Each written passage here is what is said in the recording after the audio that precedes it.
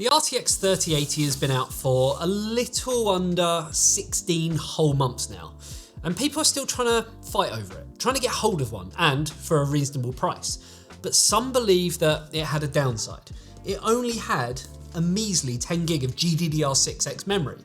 So that is where this comes in, adding 2 more gigs, and from face value, not much else.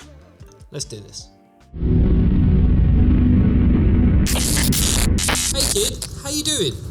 What the hell is that noise? What noise? Is that your computer? Oh, that noise. I've kind of got used to it now. That's my stock cooler. Sounds like you need the MSI Core Liquid S360 with its 2.4-inch IPS display, latest eTeknix 7th generation pump, LGA 1700 support, and MEG Silent Gale P12 fans. You can't hear it coming. Sorry, what? Can't hear you over this stock cooler. Click the link in the description below and get one today. Sounds like you need it. Get it? So you may remember that at CES 2022, Nvidia showed off the RTX 3050, which will be coming later this quarter, and the 3090 Ti. And yes, I don't care what Nvidia say, it's Ti and not Ti. And that was basically it for GPUs. There was no mention of the rumoured larger VRAM cards, though there had been speculation trailing back to last year about them. And I guess it's now safe to say they are real. Here it is. But is it more of a branding and marketing exercise, or is it actually going to make a difference when it comes to gaming performance? Well, that's where we have to look at the specs of the card, and well, Nvidia had to be careful on this one, as getting too close to the 3080 Ti would almost render that card moot, depending on kind of where this comes in price-wise. Not that price really matters due to the kind of way that the market is, but hear me out. We know that this card has the same 12 gig, it says it there, 12 gig of GDDR6X as the 3080 Ti, 2 more than the 3080 10 gig. The other thing that we know is that the bus has changed ever so slightly, increased up to 384-bit, again, the same as the 3080 Ti, and up from the 320-bit bus that the original 3080 came with.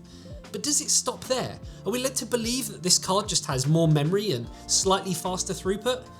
Well, no.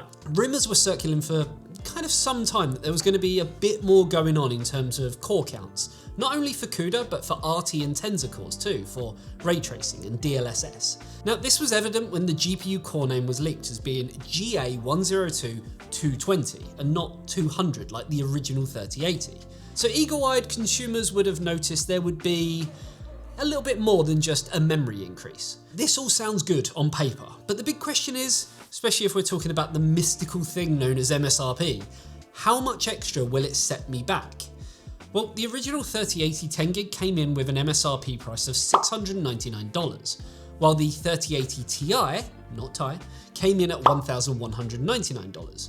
Those extra cores, memory and speed in some cases are going to cost you an extra, rumoured, $100 more. So this is going to be coming in $799 US for a base reference model. Obviously higher end SKUs like the Supreme X, well, that I have here, will come in at a higher premium over that due to the design, the cooler, the factory overclock, and ultimately better performance. And that's what brings me on to why you're here. Performance. Sadly, Nvidia has decided to do things a little bit differently this time. Instead of releasing a press driver out to the media, we actually had to wait until 2 PM UK time, the time of publishing this video, to even start testing. And that's exactly what we're doing while you watch this video. It's only then that we can look at showing you performance and confirming the extra core counts, the speeds, and much more. Because even right now, GPU's Edge shows us nothing. Lack of drivers really does kind of add a little bit of a sticking point. So here's what I will do. If you head on over to our Twitter or our Discord, both of them are linked in the description below, we're actually going to be posting up our benchmark charts as we get the results. And then later today, whenever that may be, we will post another video showing you all of these figures in one kind of nice, easy to see place, which will actually show the figures between the original 10 gig card, the new 12 gig card, and the 3080 Ti, because frankly, that's what you want to see. Now, I know some people will expect between, 6 to 10 cards in our charts, but in my eyes, and clearly I guess in Nvidia's eyes, in the way that this has actually been launched, this is more of a kind of refresh. And it wouldn't surprise me with this having more memory, and I forgot, this is LHR as well, of course, if the original 3080 actually gets phased out eventually. So with all that in mind, where do you see this card sitting? Is the small increase in cores and the 2 gig of extra memory really worth it? Is this a way to take heat away from the kind of 3080 Ti, which didn't exactly get a warm reception when it launched? Or is it something else? Let me know your thoughts in the comments section below, and if everything goes well with testing, fingers crossed, I should be seeing you later on in another video where we can look at that all-important range of performance figures. Until then, hopefully you enjoyed this video. If you did, you know exactly what to do, and I will see you in the next one. See you later, guys. Bye-bye.